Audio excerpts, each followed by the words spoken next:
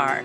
Our Pete's-trained baristas can make that perfect cappuccino, latte, or mocha to hit the spot any time of day. Prefer a cup of freshly prepared drip coffee? We have that too. Cozy up with a cup of warm goodness anytime. We're here for you.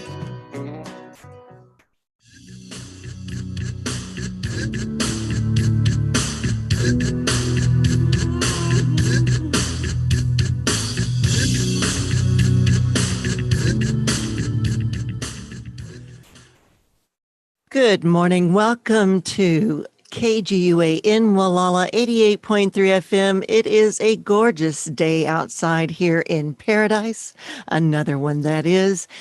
Actually, rain will be returning tomorrow, but we love the rain too. We've been getting a lot of it, that is for sure. And I am Leanne Lindsay, your host today on Peggy's Place. And we have coming up the last of our three-part series called Rescue Me. And it will be with horsewoman, horse trainer, and horse rescuer Marjorie Dowell, who's with us on Zoom from Tennessee. And we are also live on YouTube. And we'll be getting in that show in just a moment. We are going to do a deep dive today on rescue and rehab, and we're going to recap the last couple of episodes that we did, which you can find on KGUA's SoundCloud channel and KGUA's YouTube channel. And we are going to first talk about the events in the area before we get into that. And today is the monthly, actually it's the first Friday art opening up in Fort Bragg, and that's at Edgewater Gallery. And then tomorrow it's the monthly pay and take that will be opening from 9 a.m. to 12 p.m. And it will be just the items of books, furniture, and electronics. Due to the fire there will be no clothing. Again, that will be 9 a.m. to 12 p.m. at the community center here in Gualala. There's an author talk with Carol Wilder on Saturday, March the 4th, and that will be up here in Cypress Village at Four-Eyed Frog Books, and she's going to be reading from her book, Living Northern California, 1975 to 1995. And there's also an opening reception at the Dolphin Gallery with Suzanne Dunn.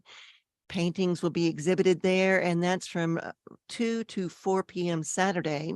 And that exhibit runs March 4th to April the 2nd. And that's over there in the Seacliff Center near Trinks. And another opening reception is this weekend, Saturday, from 3 to 7 p.m. up in Point Arena at the Coast Highway Art Collective. And that's a cute little yellow and red building. You can't miss it. And that's going to be Forms of Nature featuring needle baskets, ceramic masks by Bia Costa, and In Limbic Color featuring narrative portraits by River Wilder. And that's again 3 to 7 up in Point Arena at the Coast Highway Art Collective. And then if you were able to book your appointment at the Lighthouse in Point Arena, they are doing the Almost Full Worm Moon Night tour tomorrow night. So if you were able to book it 3 days in advance, then you'll be able to do this tour. The gates are opening at 7 and the tour begins at 7:30 p.m. And so that is a wonderful thing to do. They bring these back from time to time when there's different full moons that come to the area. And Arena Theater, there's live music at 8 o'clock in Point Arena, and that's a high energy Latin band, and it's called Alexi Los Tres Letras, and that's up at the Arena Theater in Point Arena. Sunset and Jazz is the last one I'm going to tell you about. It's coming up this Thursday, March 9th. It's going to be a good one.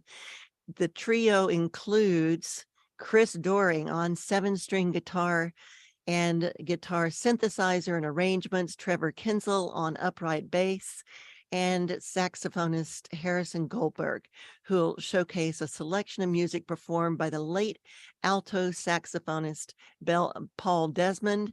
And they are calling this musical tribute to Paul Brubeck and beyond. And that's going to be at the Sea Ranch Lodge from 6 to 9 p.m. Thursday, March the 9th. And We are going to now get into our show, this third part of Rescue Me series that I am producing into a podcast for launch later this summer. That's going to be called It's All That with Leanne Lindsay. And that is going to be in this part of a whole group of entertainment, arts, education podcasts that I'll be doing. And here at KGUA in Wallala today via Zoom and YouTube is Marjorie Dowell from Tennessee. Hi, Marjorie. How are you doing today? Hello, we're doing well here. I, I, I can see you've got some thunderstorms and gusty winds there. Yeah, it's pretty dark outside right now. The wind is picking up, so hopefully we don't have any complications from that, but I think we're good. I think we're good here. Yeah, well, I noticed going through my hometown of Texarkana, lots of thunderstorms and tornadoes hitting that whole section from Dallas into Arkansas and beyond. Seems like we have big systems of weather right now moving across the country. They hit us first. So tell us a little about where you are living. You're an hour away from Nashville. And so let's start there. We moved to the Upper Cumberland Plateau of Tennessee, an hour basically northeast of Nashville. So we're not too far from Cookeville. We're sort of between, we're not far from Kentucky. We're not even 45 minutes away from the Kentucky border. So it's a beautiful area, lots of trails and waterfalls, hiking, lots of recreation, lots of water, lakes, streams, rivers. And it's very rural where we live. It's beautiful. There's cattle and hay and horses. Horses. Yes. Yep. Lots of horses.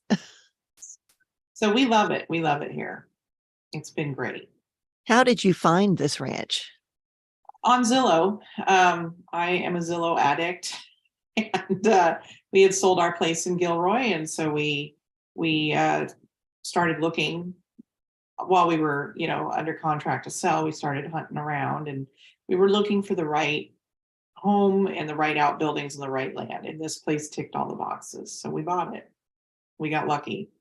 Because it took us 3 attempts to buy a place here in Tennessee. We, to finally strike gold and get the one we wanted. So. And when I first met you, again, you were living in Gilroy. You had a ranch there. You had a horse. I was considering, that's back when I was looking for a horse.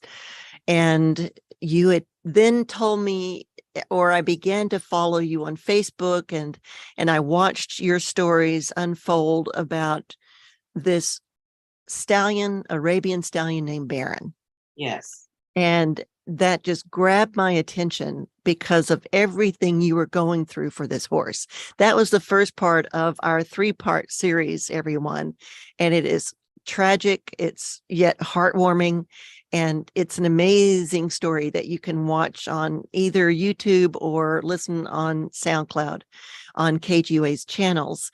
But just recap that just a little bit for us, Marjorie, so that people can understand where he came from, where he ended up, and now where he is. So he was a horse that was bred in Bothell, Washington, and I bought him at a month old. His mother was very, very old when she had him. And he has amazing bloodlines, and I raised him basically on a goat. And I've taken him all over the country. I've shown, he's bred a lot of mares. He's been a lesson horse. He's been a trail horse. He's gone hunting. He's worked on the ranch. He's done airs above the ground. He's an amazing horse. What did you say that he did above the ground? Airs above the ground. So when I was training with a Frenchman who had been a master of the airs above the ground at the Cadre Noir in Saumur, we taught Baron how to capriole, which is the jump of the goat. So he would jump in the air, kick out, land in the same spot. Like the Lipizans. Yes. Yes. And that's just one of the airs. He can do several.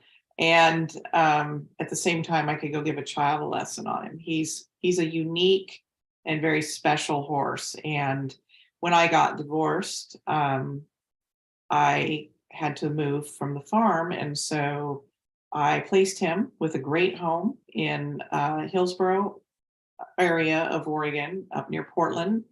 And he had him for 8 years. That man did trail riding and took him hunting, and he produced a foal from him, just one, and he took great care of him. And when Baron was about 25 or 26, his teeth went. And so then he needed to be on senior feed.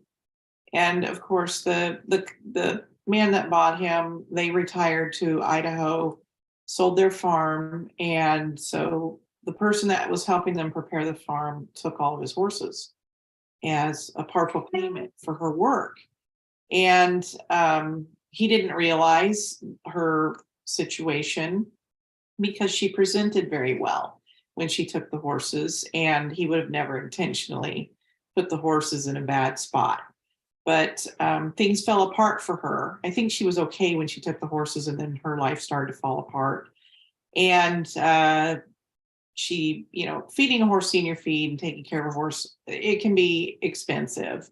And I think that between finances and thinking that just feeding him pellets would be okay and not soaking his stuff and only feeding him once a day. And she ended up basically, she was living in her truck with her son, and she was in a bad situation. So we helped her place Baron's daughter with a rescue, who's now doing wonderful. Her name is Flicker. She's with the Oregon Arabian Horse Rescue and Education Center out of Portland. And Did you say that she's available for adoption before? She is available for adoption. She's broke to ride now. She's doing wonderful, and she's ready to go. She's ready to go to her new home. And she's the image of her father. She looks much like him. And I just want to let our audience know too that what we're going to discuss today is rescue and rehab. And rescue as far as what you go through to do an adoption. So we'll give you some information on that in just a bit. But right now we're just recapping the story about Baron's journey, the first in this episode of Rescue Me. So it took some negotiation with this gal to eventually buy him back from her. She would just sort of disappear, and it was torturous to realize that he was in poor shape. He was probably a body condition score of 1 when we got, or 1.5 would be generous. When photos shared, he was emaciated looking, and we are going to be sharing several photos and videos, and we'll let you know how to see them. We'll be putting them up on my website at seastormstudios.com, and that's SEA stormstudios.com, and we'll be sharing them on Facebook, but we've got a lot to get organized there. And this is Marjorie Dowell, by the way. I'm Leanne Lindsay with you today on Peggy's Place here at KGUA in Wallala 88.3 FM. And you were just saying about his daughter being up for adoption, and we got off on a tangent talking about this third episode, but go ahead and pick up where you left off about Baron. So we did finally succeed in pulling him and his yearling, at the time yearling's gelded son, away from that situation, and we had his 8-year-old daughter out of that situation, and we picked him up, and within 2 months he had put on all of his weight, and he is standing in the barn right now chowing down, and he is full of fire. He's 32 now, and he is doing amazing. The transformation was amazing. Yeah, I mean, he was stunned.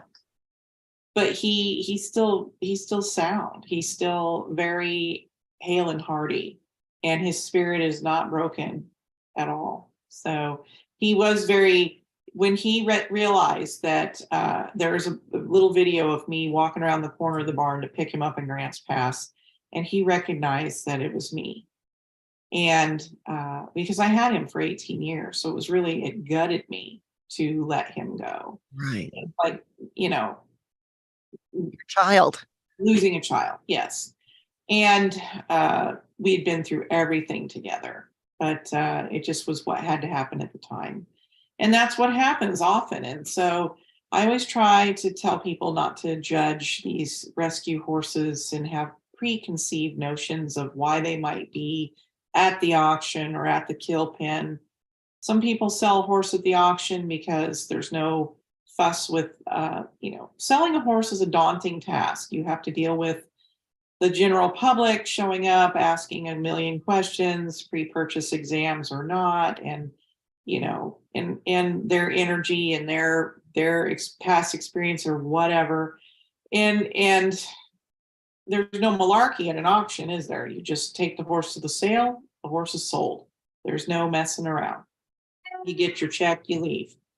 So for some people, they want that cut and dried process. I like to, if I'm going to place a horse, I like to know where they're going and who's getting them. That's the thing where you don't have control. You can control whether you sell the horse. You can always say, I'm not going to sell the horse at the sale.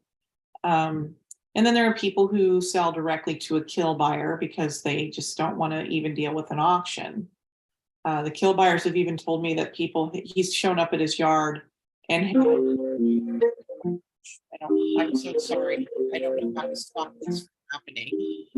Yeah, we keep getting sounds coming in from, it may have notifications turned on Facebook that, so if you've got Facebook open, I would just shut it. So I apologize for that. Okay. But we were talking about these kill pens, and that was part of episode 2 that we dove deep into that whole issue and why they exist and what the controversy is over them. So I can't see you now. I don't know what happened, but so you can hear me. That's all that matters. So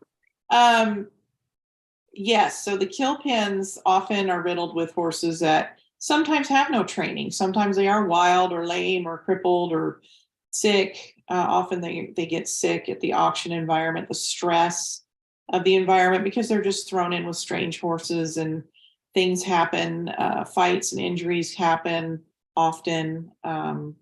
They can sometimes develop colic or laminitis because they're fed a diet of pretty much pure alfalfa and corn because they're trying to pack as much weight on them as they can for slaughter.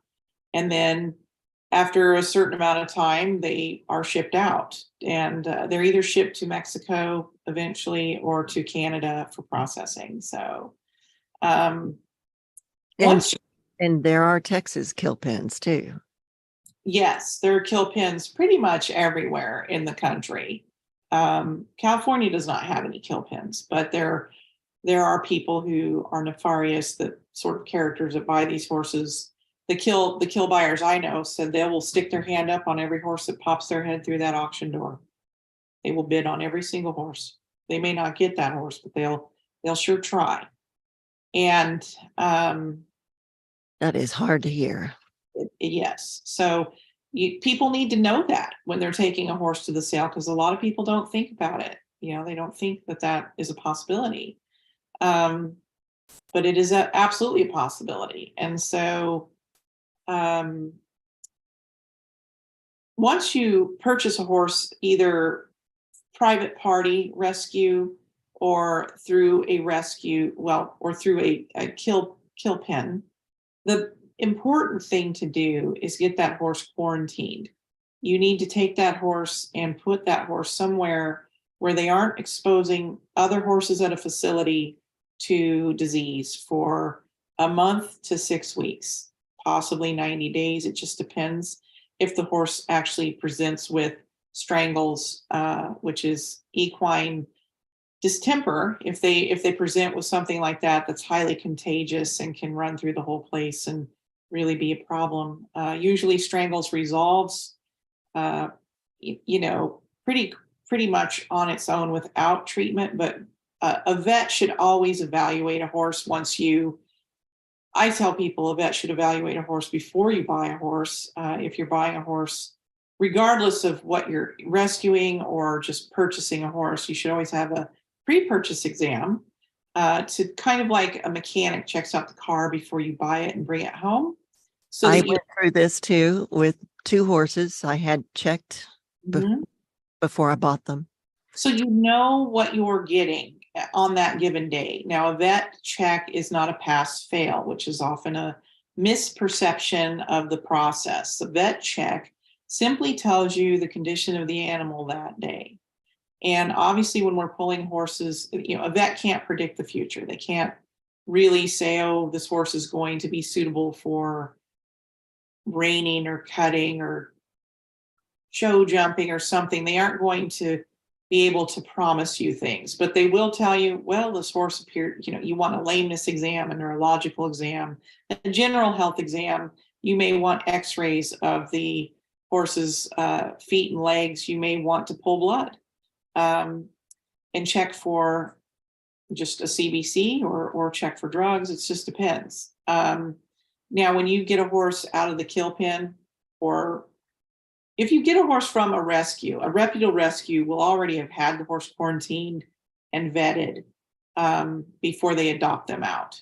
So, and we are going to get into a few rescue organizations in just a moment. I do, Marjorie, I want to go back to the second episode that we were doing. We were talking about these kill pens and that they do exist and why they exist and the controversy around them. And that was about cloud and sky, which we called cloudy skies. mm-hmm.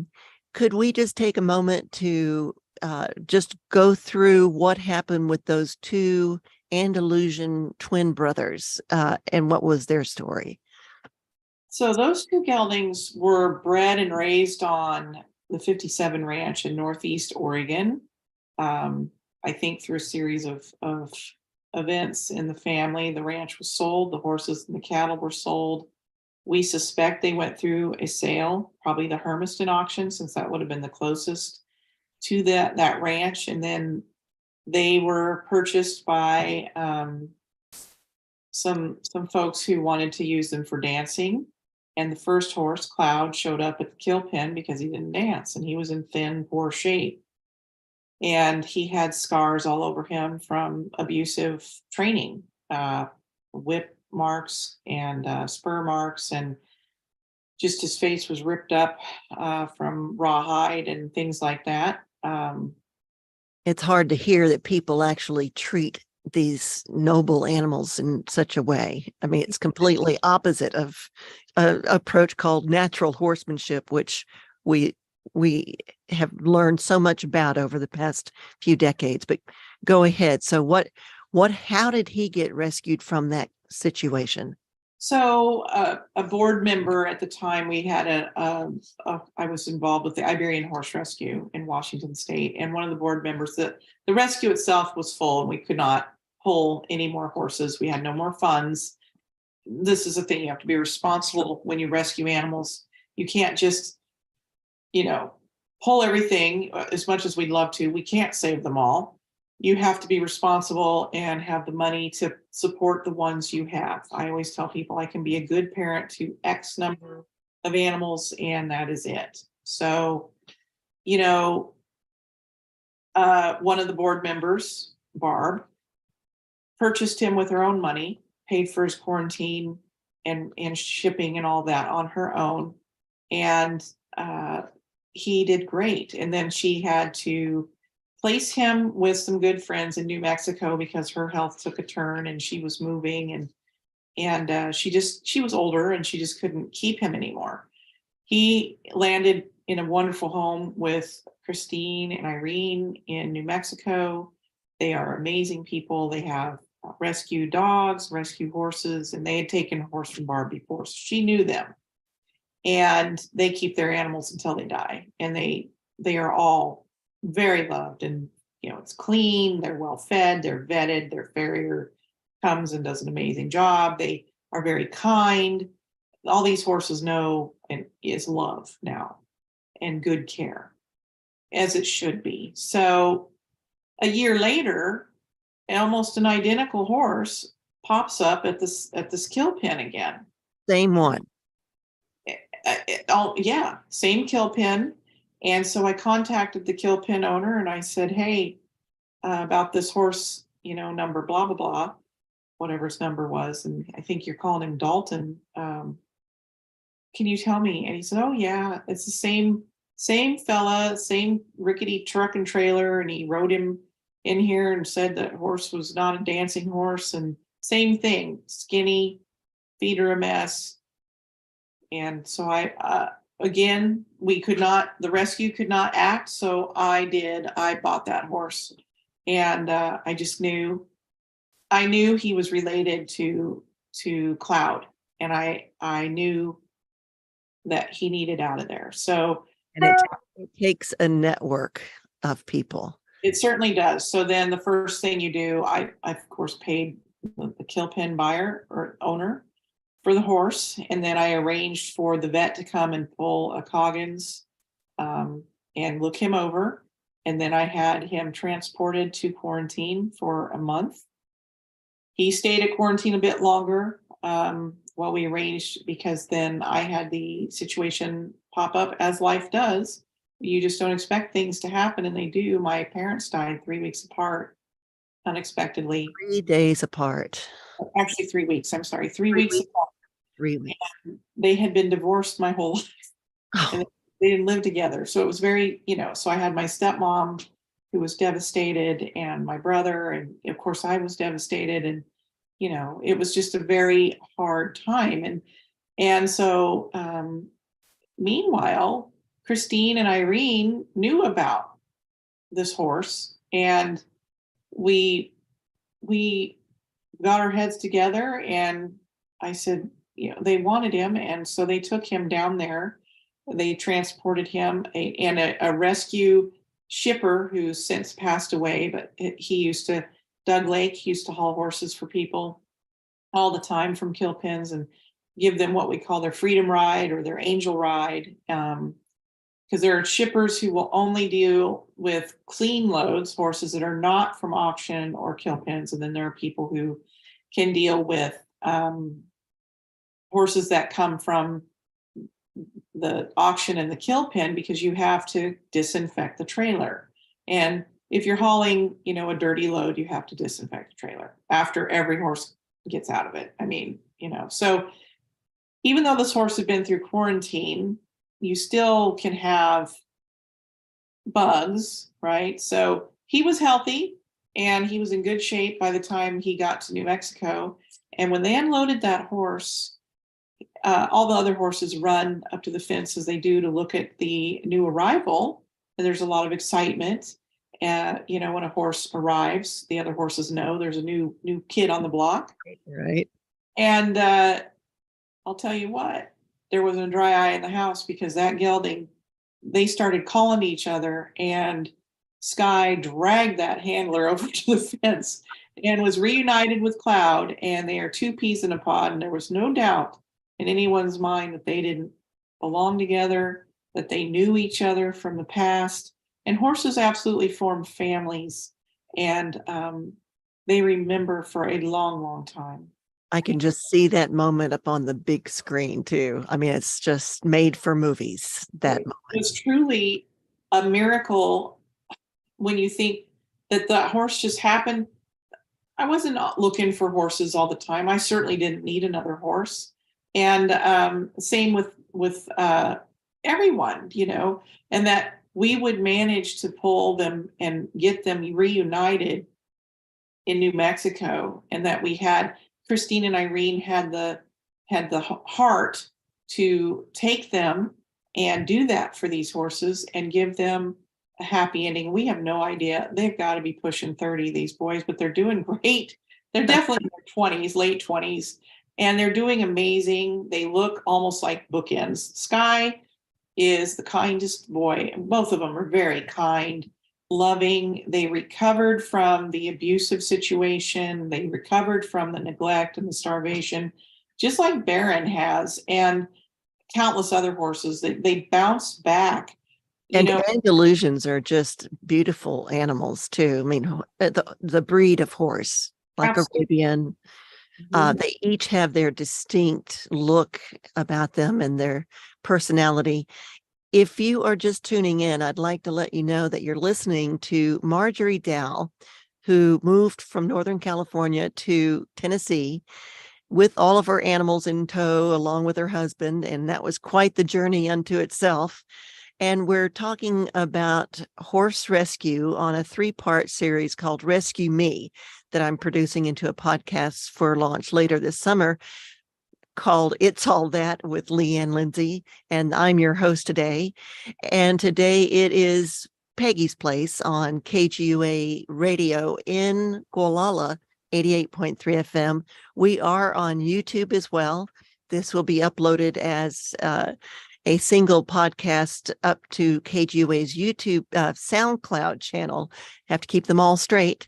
And you can watch us anytime on YouTube and watch the whole series unedited, but eventually I'll have it edited with photos and videos so that you can see what these horses go through visually and the transformation when care and attention is given to them again. And I got into all of this because I started looking for a horse a couple of years ago during the pandemic. I felt like this was something so important for me to have back in my life because I started out as a 2-year-old on horses. And by 5, I was riding in rodeos, doing barrel racing and pole bending and you name it, I did it in rodeo until I was about, the ripe old age of 8. And then I stopped, but I trained my first horse at age 11. I actually studied natural horsemanship back then. I didn't even realize it was becoming a thing. I just happened to be reading training books. And so I trained my first horse at 11. And then I became a Rocky Mountain trail guide in the Aspen Snowmass area when I was 16. I learned a lot about packing into the mountains over the next few years with horses and all the attention and training you've got to give them. But horses were a big part of my life until I had a child and I was working in the tech industry and just got so busy. And the horses that had come from our ranch, we actually had a big Texas cattle and quarter horse ranch. We had our own stallion. We bred our own horses. All of my horses had come from there and had traveled with me to Colorado and eventually to Northern California. But old age, and when the last horse passed away, I went a couple of decades and a half without a horse. And then when I started looking for a horse again, that's when I came across the situation of kill pens that I really did not know about that much. In my head, I was a distant knowledge, but I was stunned to find out information about them. First discovered it on Facebook groups, and then through a friend of mine, Ariana Strozzi Mizuki, who actually pulled me in to help her rescue 4 horses that had been discovered by Ashley Avis, another filmmaker who is the one who did the Disney Plus movie Black Beauty. She's got a documentary out this year, by the way, that's called Wild Beauty, Mustang Spirit of the West, and it's just killing it at film festivals across the country. But I have been through this process now of helping.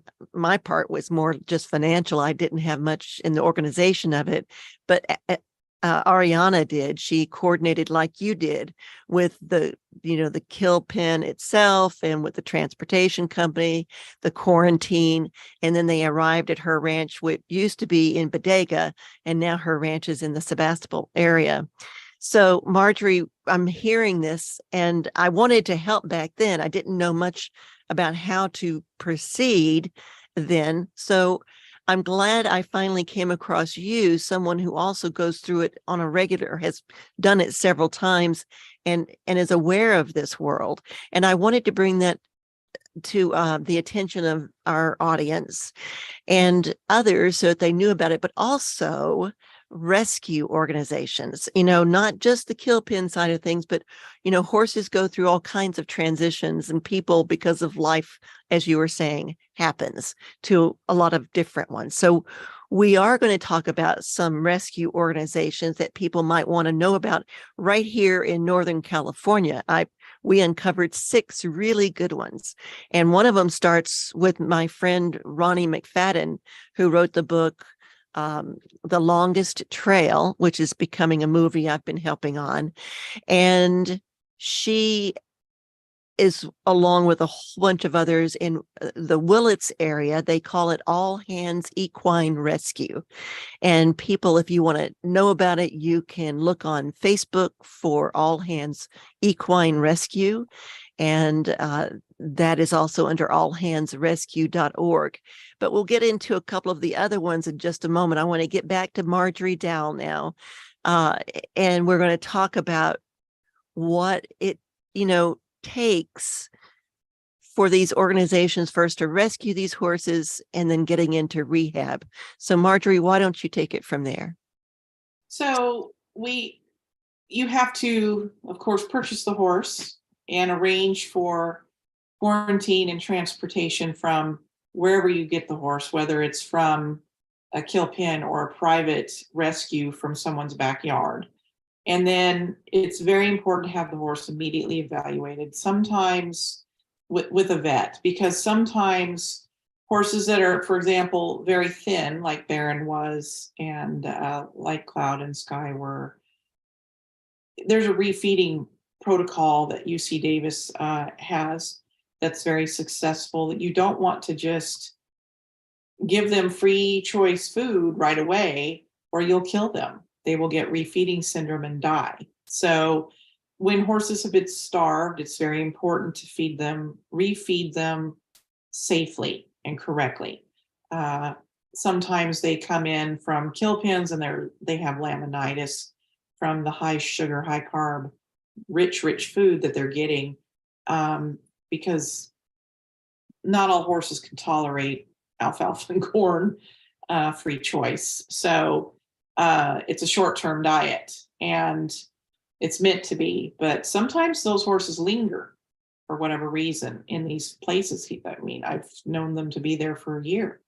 So it's important to first of all address them with a veterinarian, evaluate what is a priority, what, triage basically what we need to do for this horse to rehabilitate them back to health. And so we'll start with often getting their feet taken care of, getting teeth taken care of.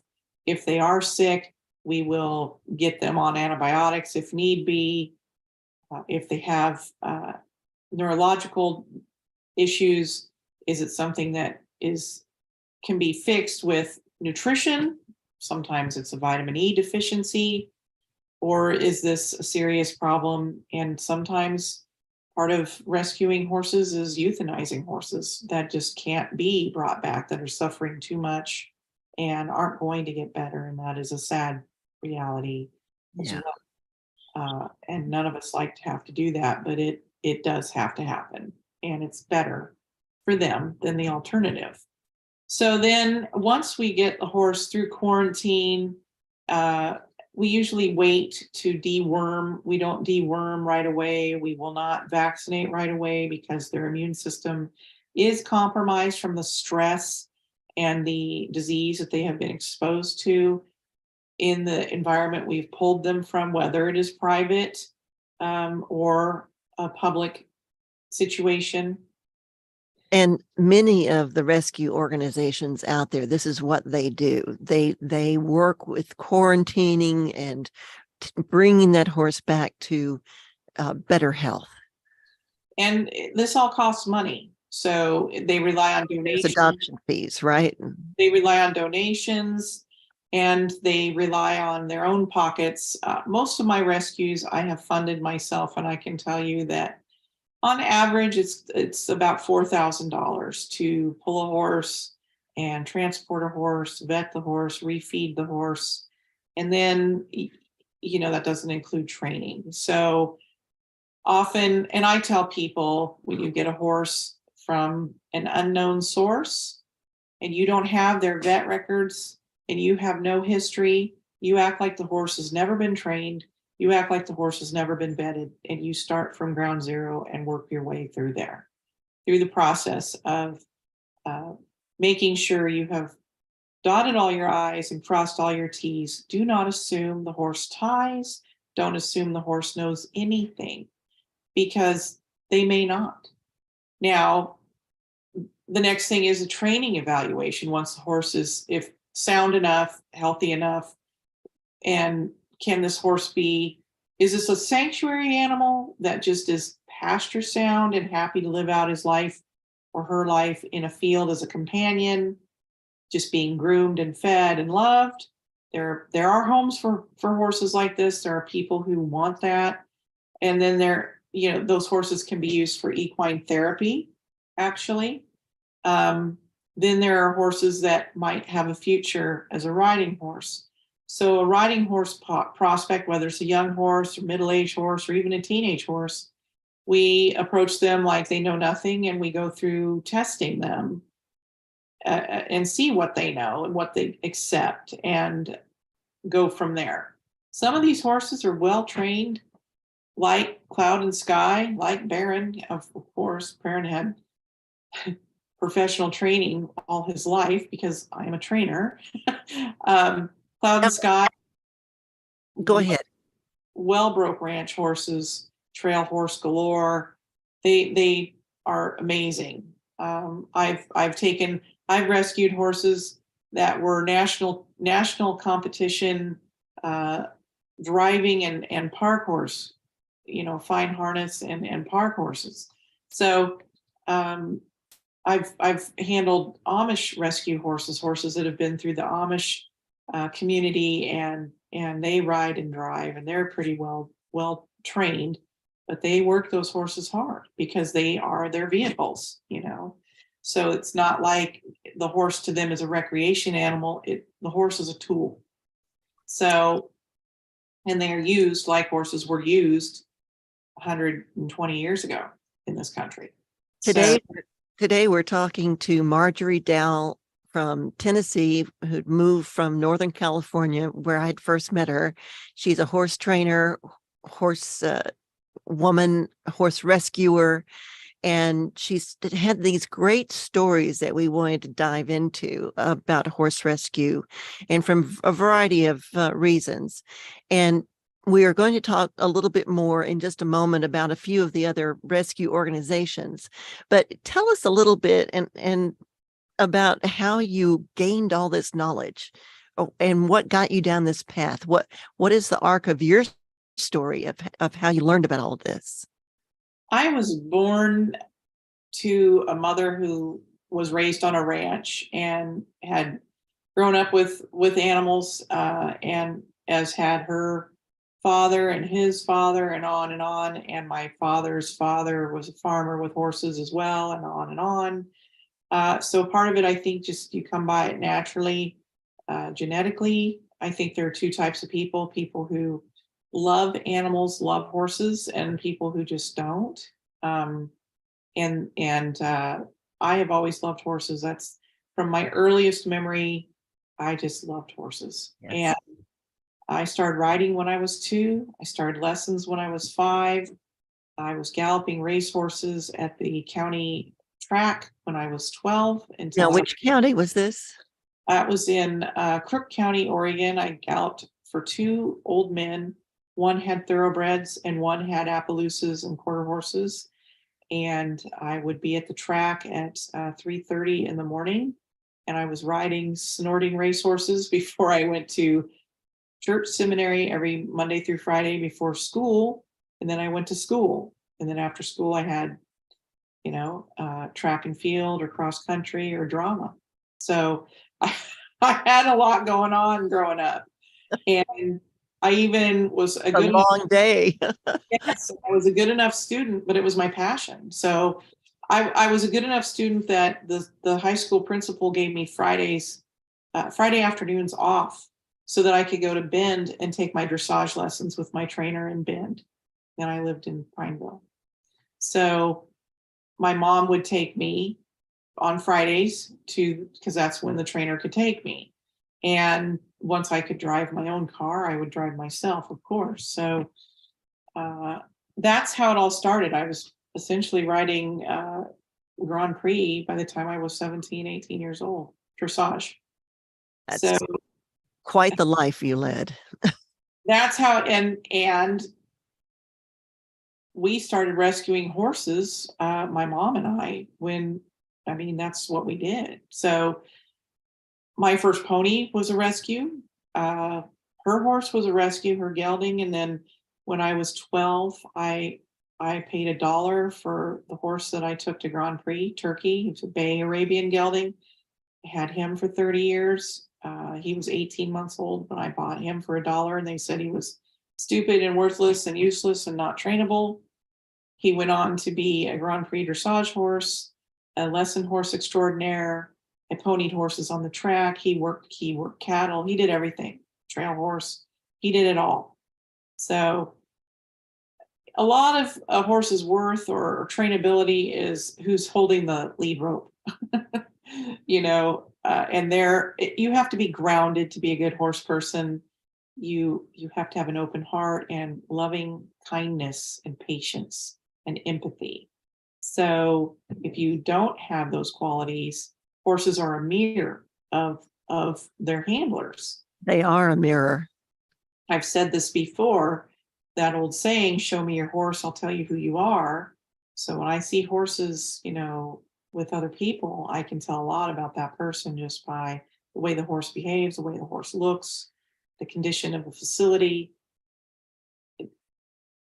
It's not about money even. It's about the quality of the person and the relationship with their horse.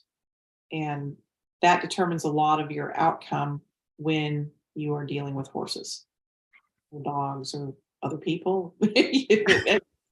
And I'm a dressage person, so I do classical dressage, and dressage improves every horse and rider for anything they want to do. Dressage is for horses. Horses are not for dressage. So that said, horses and people have not changed in 5,000 years or so of the history of dressage. And I find that it's a good base to rehabilitate horses and make them good all-arounders and have the confidence and the trust in humans. And horses have an amazing capacity to forgive. Some of them, like us, they remember the bad longer than the good, and it does take some of them longer to get past some issues than others.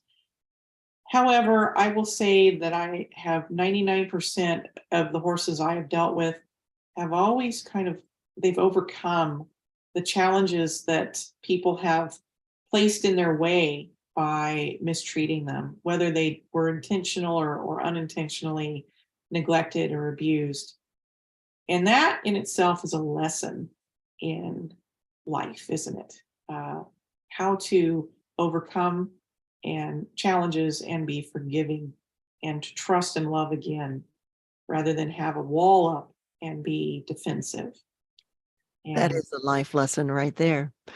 And we are talking this last of a 3-part series called Rescue Me, about rescue and rehab. And we wanted to talk a little bit about some of the rescue organizations in the last 10 minutes that we've got here. And this is Peggy's Place. I'm the host today, Leanne Lindsay, and this is KGUA in Wallala 88.3 FM. And we are streaming online at kgua.org. Just click listen live at the top of the page, and we're on YouTube. This show will repeat today at 1 o'clock as well. Lots of ways to listen in and catch the whole story.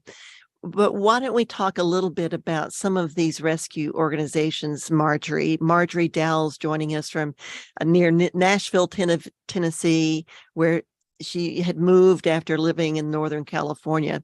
But there is the one I mentioned before, and that's All Hands Equine Rescue. Ronnie McFadden, a friend of mine, also, she's on the board of the Seabiscuit Heritage Foundation, which is the fiscal sponsor of my documentary, Seabiscuit's Legacy. But anyway, that's Ronnie, that's over in Willits, and they're dedicated to the well-being of domestic and wild equines, and works with other local rescues as well as the Mendocino County animal control officers to ensure the safety and the quality of life of all equine friends. This is from their website. And they're a group of concerning individuals who love horses, of course, but they also feel committed to promoting a more responsible and humane relationship between humans and the domestic equine. And they don't yet have their own facilities, but instead they have a system of foster care in Sonoma, Lake, and Mendocino counties. And this is very similar to the next one I was going to mention, and that is the group called Safer Equine Rescue. And they've got a mailing address in Sebastopol, but they work across Sonoma County and Mendocino and Lake counties as well. They provide services to people needing to care for or rehome their horses, and they're dedicated to recycling displaced horses as well as those dumped at auction back into the horse keeping community. And they have, again, a network of notification for emergency issues as well concerning horse welfare. I know they were involved in some fires, helping horses be rescued from all the fires that we have here in Northern California, or mudslides. It just depends on what the emergency is. But SAFER stands for Sonoma Equine I can't remember what it stands for. I wrote it down somewhere, but I can't remember. It's an acronym. Oh, Sonoma Action for Equine Rescue. That's what SAFER is. And you can find them on Facebook or online on their website, saferhorse.com. And then you mentioned a place, and then there's one in Hopland, one in Petaluma, and Calistoga I want to mention, but you mentioned one near Roseville, near the Sacramento area. Could you say something about that? Horses Honor is another good organization, and I think they've dealt with a lot of endurance horses, but they also offer sanctuary for horses, and they do good work too. And I think that it's important that people understand, if you want to get involved with a rescue, volunteer. They need help. They do. And if you want to adopt a rescue horse, make sure you have a good trainer. Make sure you've taken lessons. Make sure you have a safe facility, whether it's at home or it's at a boarding facility for that horse, with a good surface to work the horse on, safe fencing, shelter, that they feed consistent quality of hay. If they're changing their hay suppliers all the time, that's a red flag. For example, you want consistent quality of food for a horse, especially a rescue horse. And volunteering would be a great way to get your feet into the water, to test it out, to just see if this is something for you. And then maybe that's how some of them, I've heard volunteers, so this is the way they find their horses, is by volunteering for these organizations. Well, and I have some friends that just volunteer and get their horse fixed from volunteering. There you go. They don't want the responsibility and the expense of ownership and the stress, and of course the sorrow that can come, because one day, when you have to say goodbye. So they have, maybe they're smarter than the rest of us. They just volunteer, and they are able to ride as much as they want, and they don't have to worry when they go away on vacation. What do we do? Who's You're the keys. Bye. But volunteering is really good therapy for veterans, for example. Go groom these horses, go groundwork them, go learn to ride them, go muck some stalls, scrub Even work for the equine therapy groups too, like the one over at Ridgewood Ranch, the home of Seabiscuit. That's the Seabiscuit Therapeutic Riding Center. And there's the other place that I wanted to mention, besides SAFER and All Hands Equine Rescue, there's one in Petaluma called Sarah Sonoma Equine Rescue. And they educate people in proper care, the safe handling, successful leadership with their horses. And they're on Roblar Road, and they use natural horsemanship training methods, because it emphasizes the language of horses to create trusting relationships between horses and their humans, and humans with their horses. And they have horse adoption, and they serve as advocates for horses from all different backgrounds.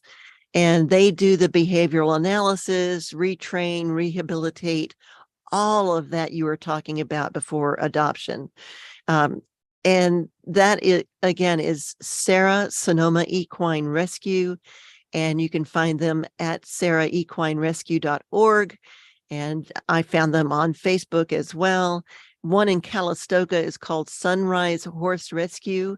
In addition to providing forever homes at their sanctuary, they also regularly provide assistance to horses and horse owners in need by offering food, temporary shelter, foster homes, permanent placement. Most all these organizations, in one way or another, are going to be doing things along these lines, like you have. And I think it's important to mention that if they can't take a horse, if you reach out to a rescue, if you're in a desperate situation of your own, or you need to rehome your horse and you haven't been able to sell your horse, and a rescue can't take the horse, they will network and help. They will find a situation that will work. They will help you. You just have to ask. And there are gelding clinics, there's euthanasia clinics, there are hay banks. There is help for people whose resources might be limited and need that help. And often too, if you ask your vet or a farrier, a trainer, these people are connected all to one another and they will reach out. There's so many rescues out there that are legitimate and hardworking, wonderful people who do so many amazing things for horses and donkeys of every breed, from every discipline that you can imagine. So whatever sparks your interest, you can certainly find an organization to work with. In fact, Oscar's place in Hopland rescues primarily donkeys. Yeah. I'm glad you brought that up. Could you mentioned hay banks and a couple of others. Could you describe those a little bit in the last couple minutes we've got here? Often, so when there's a crisis like fires and things, the horse community are amazing people. They are strong people and they are generous, kind people. They will come together and donate, and feed stores too. They will donate hay, donate feed, donate tack, donate veterinary supplies. Veterinarians will often help donate their services too in a crisis, an emergency, like a weather disaster, things like that, fire. Yeah, there's a group called Cowboy 911. Yes, yeah. That goes out and helps rescue during fires or whatever emergency there is. Yeah, because we all know life happens and things happen that are unexpected too, and it can hit anyone regardless of their financial status, and people and animals need help sometimes, and you just help what needs helped, and that's the important thing. As Mr. Rogers used to say, look for the helpers. And that's a good lesson as well. Look for the helpers. And it would be great if there was never any need for rescue, but the reality is it's always going to be something we have to deal with. And there's so many things to learn from it. And it's a good direction. It's a good use of your time and your money. And that, Marjorie, is going to bring us to the end of our Rescue Me series. And I really appreciate having you the last couple of Fridays, this third Friday now, here with us on KGUA in Wallala, here on Peggy's Place. Thank you so much for joining us here. Well, thank you for bringing light to this subject. And I appreciate the opportunity to be on your show. Thank you. Well, we'll be in touch and we'll be going over those photos and videos and bringing those to the audience as well. Thank you so much, everybody, for listening today and watching us on YouTube. We're going to say goodbye, Marjorie. Goodbye, everybody on YouTube. And we're going to head over to Native